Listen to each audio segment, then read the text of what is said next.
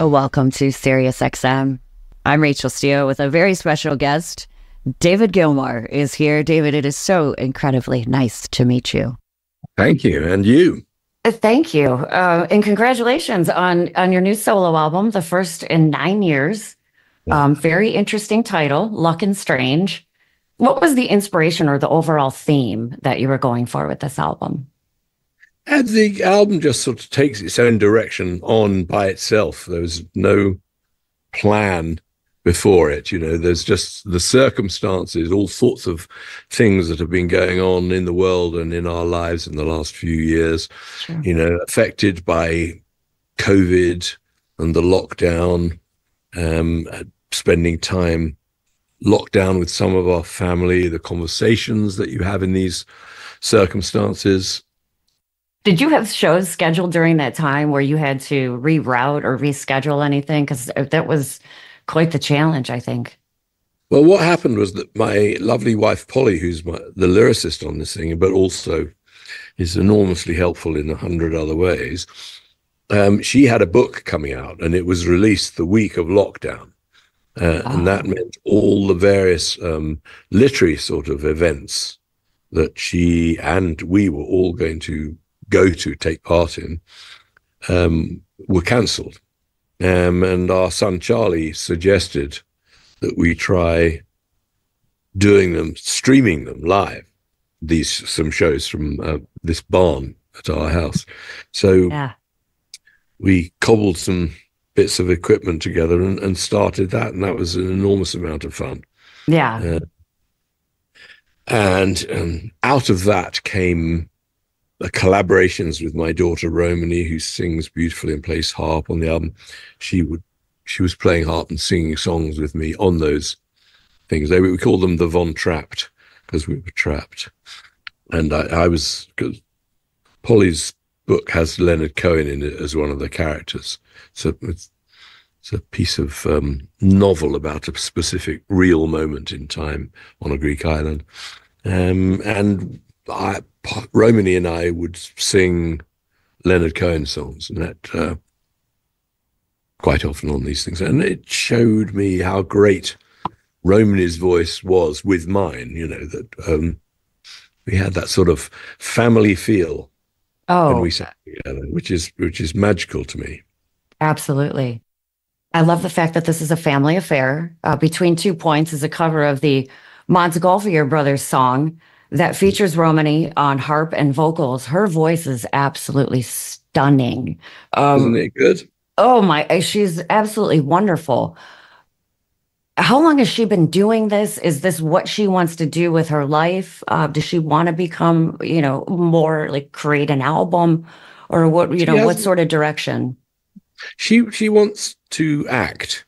She's done a lot of acting. She's done an acting school for a while. She's now at university doing writing, creative writing, and English.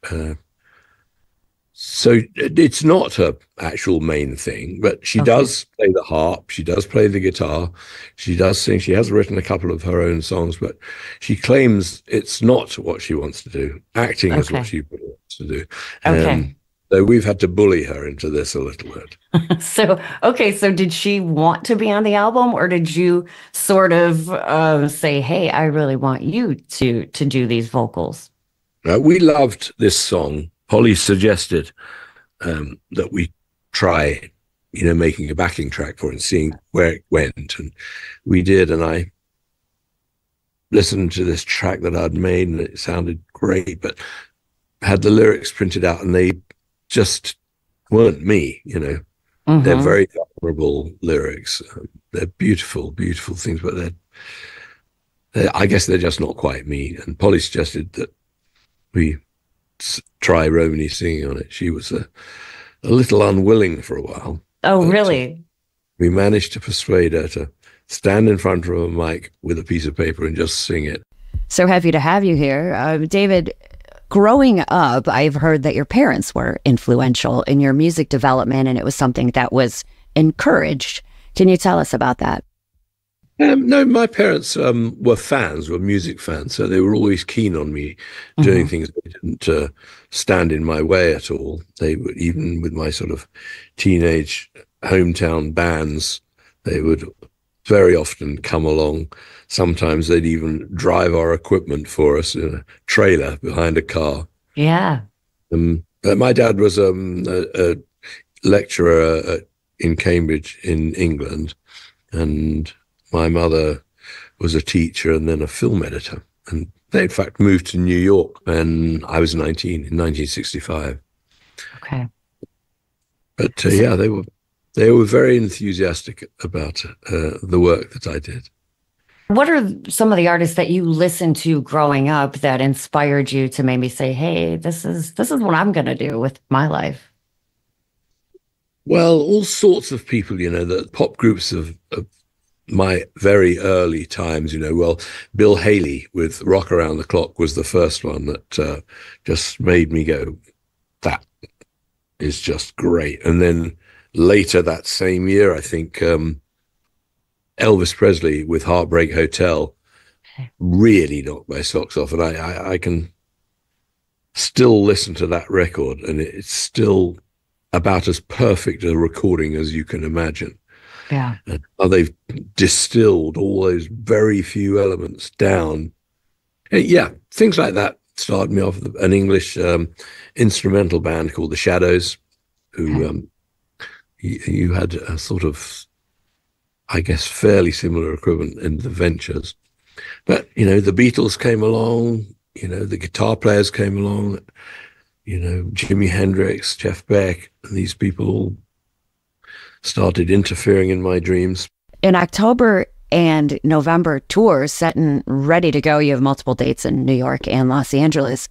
How do you figure out what you're going to play? I mean, obviously there's so much to choose from. How do you go about making a set list for these shows? Well, it's a nightmare. You you sit and stare at long lists of songs that you have been a part of, and you basically have to, give each one a mark out of 10, how much you want to play, how much you love it, Right. and then shape them into a first half and a second half. How does the first half start? How does the second half finish? All these little decisions take up a lot of time. So I don't know if this is true, but I've heard that Comfortably Numb and Wish You Were Here are two songs that you really enjoy doing live and wouldn't want to take out of your set list because you get so much love and such a great reaction from the crowd. Is that true? Yeah, it's true. It's lovely to have people appreciate your music. And those are two of my favorites of my songs. Yeah. What are your other favorites? Even, throughout the course of the Pink Floyd years and coming into your solo work, what are some of your other favorites? Oh, Shine On You Crazy Diamond. The whole thing is a whole piece from beginning to end, which I love. Obviously, all of Dark Side of the Moon, and songs like High Hopes on the Division Bell album and Sorrow from the Momentary Lapse of Reason album Yeah. are some ones that I really, really love from my solo career. There are songs, A Boat Lies Waiting sits very high with me, and another one called In Any Tongue. Yeah, there's lots of things that I'm very, very proud of. One of the things, David, that I found really special about this album is that you featured the late Rick Wright on the title track called Luck and Strange. And, obviously there's a huge history. Rick was a co-founding member of Pink Floyd and he was your keyboardist for many, many years. I'm assuming there was a friendship there. Why was it important for you to include him on your new solo album? When we finished my On an Island tour in 2006, the band was playing so well together that I thought I shouldn't just let it disperse and go away immediately. So I got them to all come down and jam for a week or two. And the first morning, the Monday morning, I started playing a little guitar riff. Rick joined in. Guy Pratt, the bass player, joined in. Stevie DeStanislao, our lovely drummer, joined in, and we jammed for 15 minutes. And that basically is the song. I mean, I wrote new bits for it. I wrote a chorus or two and a bridge piece or two, which I added in using the same drum track. So the body of the song, the verses, the introduction, the outro bit with some guitar playing over it, are all from a one-take jam, which we hadn't rehearsed. We didn't know. We just joined in and played it. And it hasn't changed, essentially. In fact, the original jam that song comes from is an extra on the album, because we thought it was so fascinating to hear the two versions, the one where it finished up and where it started. Well, I think it's great that you included Rick in that. So let's do it. Let's play the title track from David Gilmour's new album. It's called Luck and Strange. It's available now. David, I have heard you say, and this is kind of funny, you said that your producer on this album, Charlie Andrew, came off as a bit bossy, but in a good way. So what did he bring to the table that maybe another producer wouldn't have? Well, he's a generation younger than me. Kid or anything, he's in his 40s. But in his life, Pink Floyd wasn't something that had featured in any major way. So he didn't really know Pink Floyd music. He didn't know me. Mm-hmm. And I invited him down to come and meet us and listen to some songs. And he was very keen to take part. But he had pertinent or impertinent questions or comments to make on these songs, like, why do they always have to fade out? And why do they all have a guitar solo? And mm-hmm. He had a very valuable lack of respect or knowledge for my past. And that's something that's hard to come by. People show me too much respect and deference, frankly. And right. It was nice to come across someone where you're starting from nothing. He's getting to know you and your music, and you're getting to know him, and there's no preconceptions. You just start doing the work and seeing where the work takes you. And believe me, it's wonderful. Mm-hmm.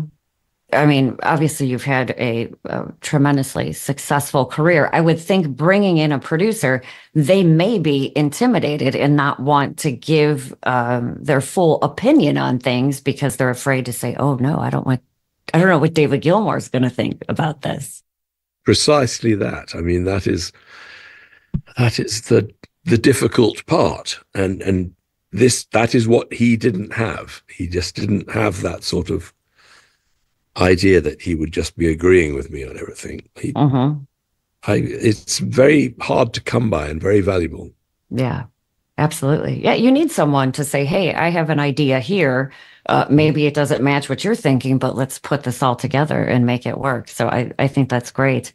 When you're in a band, in your early years, you have that disrespect for each other where you're not frightened to say, no, man, that's no good. Dump it. Right. Let's move on. Let's do something new. And you have fights and people leave the band and come back the next day. And, there's it can be quite sort of aggressive and you eventually achieve a compromise, which becomes something great. How do you feel about the hologram shows that are starting to pop up, like ABBA and then Kiss? The band Kiss is going out on a hologram show that starts in 2027.